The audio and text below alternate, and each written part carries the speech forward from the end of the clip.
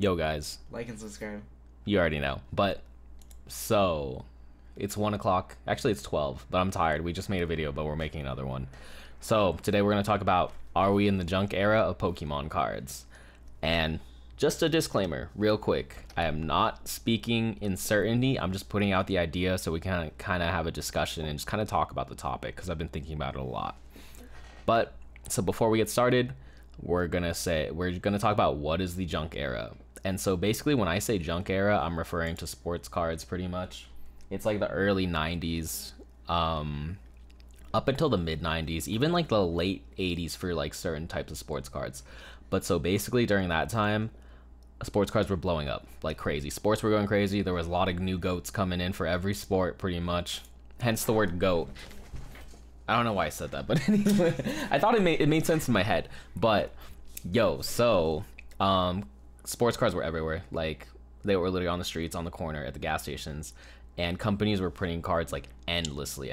And honestly, it got to the point where I need to not stop looking in the corner. But my script is over here, just so you guys know. In my heart, I'm looking at you guys, but I have to look at my script so I can stay on topic. But what? Oh, you're the goat. Van moved the script over here. But I also like looking at myself in the webcam too. Well, stop. Here, I'll do this. But anyways, so now we're looking at you guys. But so to give you guys an example of 90s packs being completely worthless and overprinted, we're going to look at 1990 Fleer packs. So here we are on screen.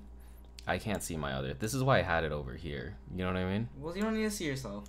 Whatever. Anyways, so we got 1990 packs of Fleer basketball, Michael Jordan, and these are the types of cards that you see when people go, I have a Jordan card, and they think it's worth thousands of dollars, and this is what they find. It comes from this pack, and this is the Jordan right here.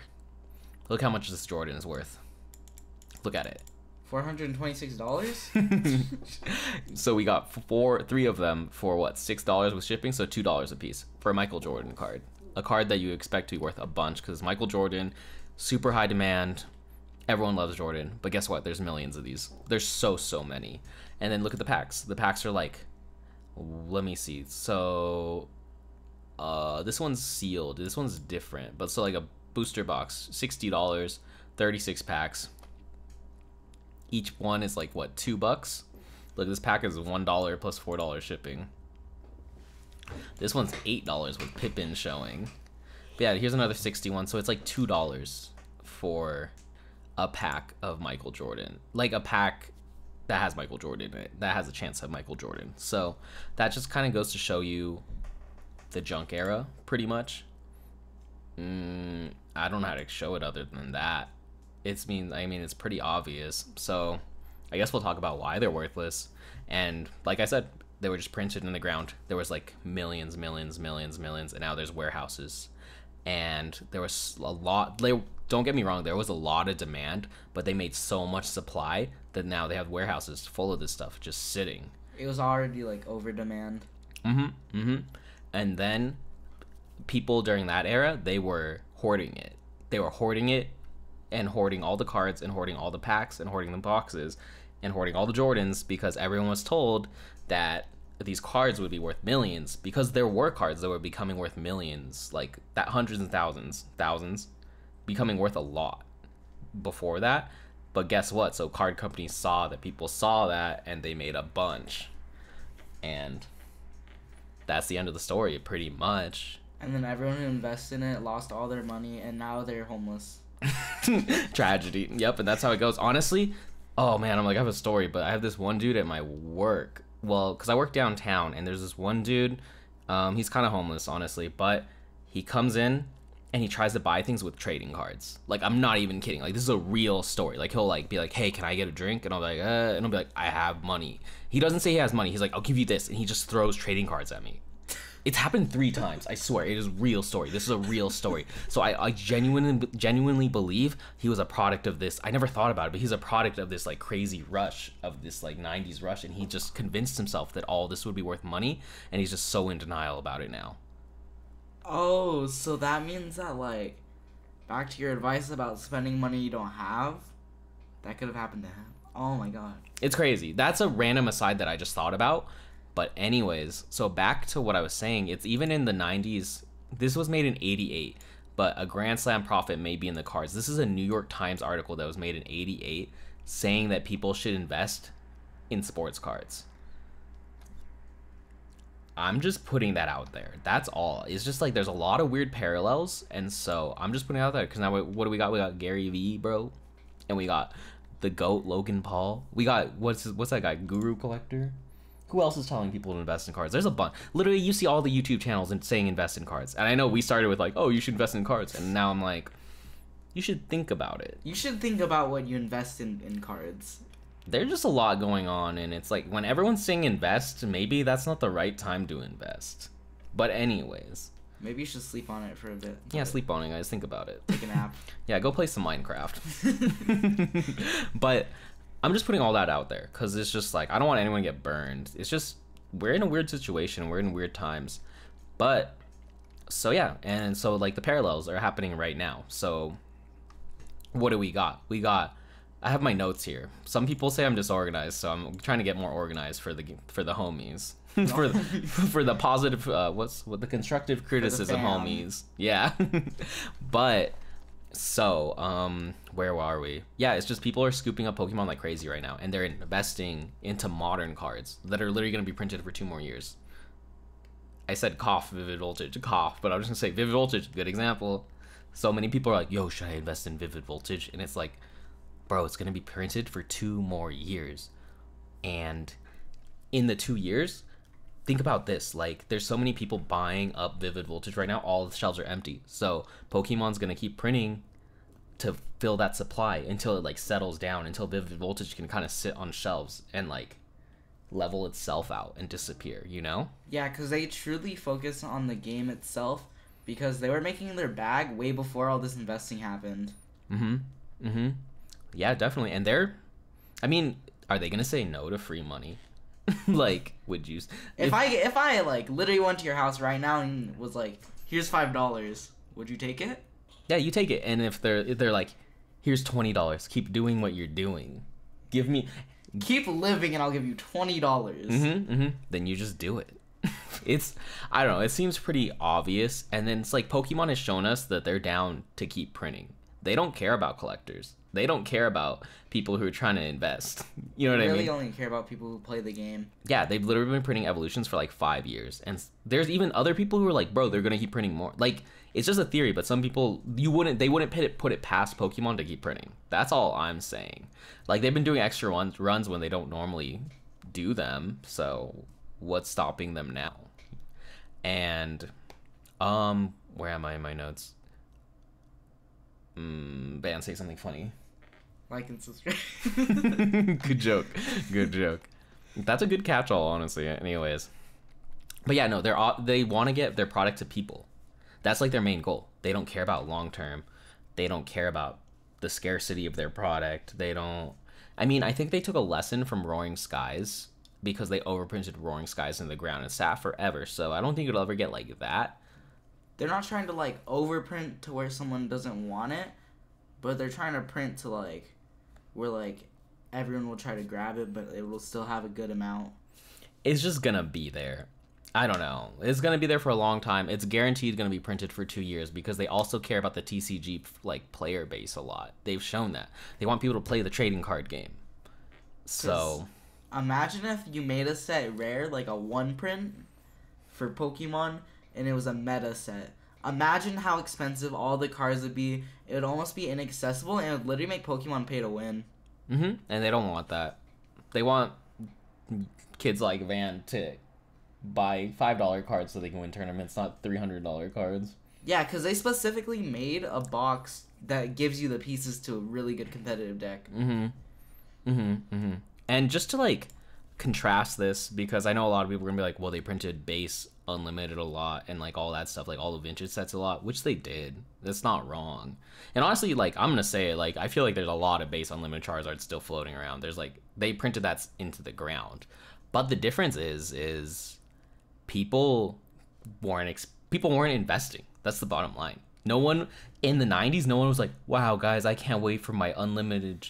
Even my first edition Charizard, no one's being like, oh, I can't wait for my first edition Charizard to be worth $200,000. No one thought that way. It was literally just a hobby. Hobby just like that. It was for little kids. Adults, I mean, perfect example is my dad, but he's like, Pokemon cards are worthless, waste of money and waste of time. And that was the general, like, consensus. Like, adults were very like, bro, this stuff is dumb. It's a waste of money. And so the fact that adults now are like, bro, I'm gonna invest. You know what I mean? I'm gonna buy cards and call it investing. But and then it's yeah, that's the difference.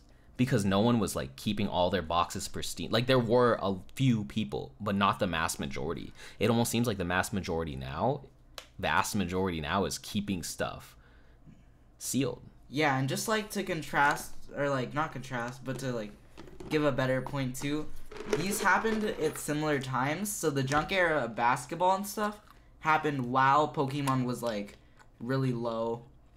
Mm-hmm. So like Pokemon, no one wanted to invest in it, and now it's like kind of up. Mm-hmm. And then in sports cards, they created the junk era because there's someone to make it. So it's kind of like flip-flopping. Mm-hmm. Mm-hmm. Yeah, but so... Oh, I shouldn't eat almonds while I'm doing this. Like and subscribe. Mm-hmm. Like and subscribe. But yeah, so people weren't keeping them sealed. And so it's so hard to get like 10s. Like I'm pretty sure like even in Unlimited, there's only like 400 10s of PSA, of Charizard Holo.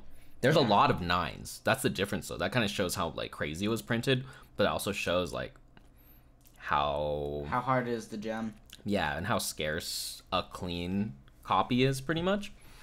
And so, but it's different now. Everyone's, oh yeah, going to talk about this too. Everyone is grading now. Everyone is like, I'm gonna grade, bro. And grading is good, but...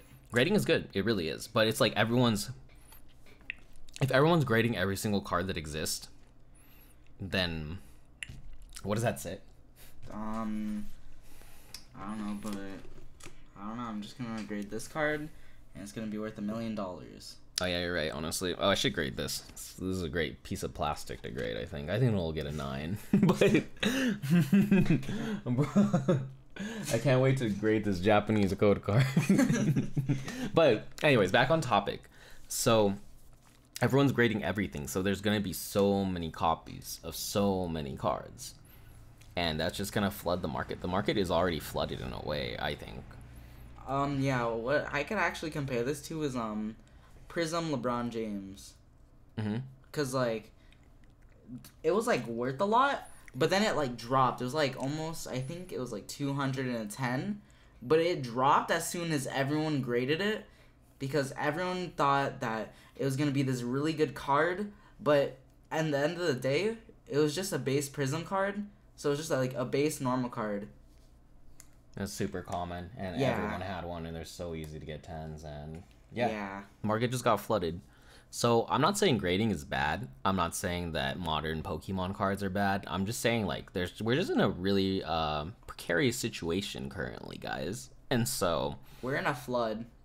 We're in a flood, but it's all PSA cards. Mm-hmm. It's different. It's like the 90s junk era, but now everyone knows about grading, so it's like the next level. I'm not saying we're in the junk era either. I'm just like making the parallels, but it's just like it's possible. It's definitely possible, so I just want to put that up in the air. And then one last thing I want to talk about too is like things go up. Back on the rarity of things go up because they're rare. And nothing is rare in modern, especially with the way people are putting they're putting all these cards on a pedestal, like Holo Charizard. You know what I mean? Think about how many of those exist. Yeah, like honestly, I could wait a month until they reprint, go to Walmart and get like a box. Mm-hmm. And just rip for it. And it's like, sure, like they're rare in like the scope of like, oh, pulling it from a set, but think about the millions of people who are playing Pokemon cards right now, who are grading cards and like getting into cards right now, and it's like, how truly rare is it with all this stuff floating around? How truly rare is a 10? And it's like, yeah, there's also like the argument against it where it's like, well, there's a lot of demand, and yes, there is a lot of demand, and you can definitely still get your bag. I'm not saying that either. I guess I'm just talking about it just from trying to take a step back and just looking into this all. You know what I mean? Yeah, because you can definitely make money. It's like, you make money, you can collect. but like this is like outside. It's just interesting. Yeah, so it's just something you want to look it's out just for. a cautionary tale, gamers, because I have been getting deep into it, but I've been stepping away from it. Part of me wants to step away in a way too, not necessarily not necessarily like quit. I don't know. I'm not really sure about what I want to do. It's just something I've been thinking about. You know what I mean? Yeah, we're in a weird spot in the hobby. I've just been thinking about different options to like ball out on Pokemon cards, because it's like, yeah, you can grade modern cards. This is also like not with vintage too. That's why I'm like, I feel like vintage is a little bit more safe because at least there's a limited supply. There's no more reprints for sure. They can't go around printing base set. Yeah, so They can make a fake base set, but they can't make a real base set. yeah. Do you have any water? Yeah. Yeah, but that's pretty much it, honestly. So Hit that like button, subscribe. If you think that this could be possible, maybe take a nap on Pokemon cards.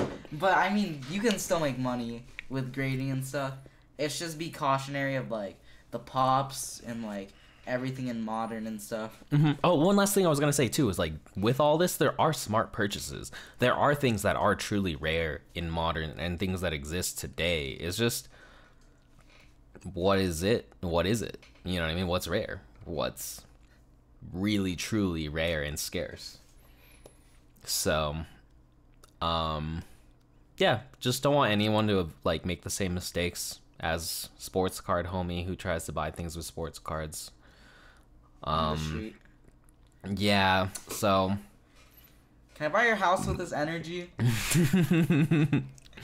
but yeah, I think there are a good like amount of good purchases to be made still, and I definitely think there's a lot in the hobby that you can like flourish from.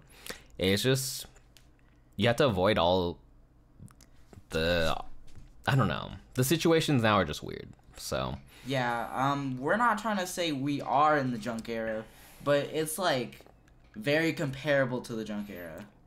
so just better be safe than sorry. Be cautious. Yeah. So Hey. hey, yeah. But yeah, we're working on more videos, so Like and subscribe. we'll talk to you guys later. Tell me what you guys think in the comments below. Yeah, we would enjoy a good discussion. Yeah, we're trying to have a discussion, see what people think, and yeah, just genuinely get through this together, you know? Don't flame us in the comments. I don't think anyone will be that hurt. If you're hurt, tell us why. Actually, people who are hurt will just say why anyways. All right, later. Later.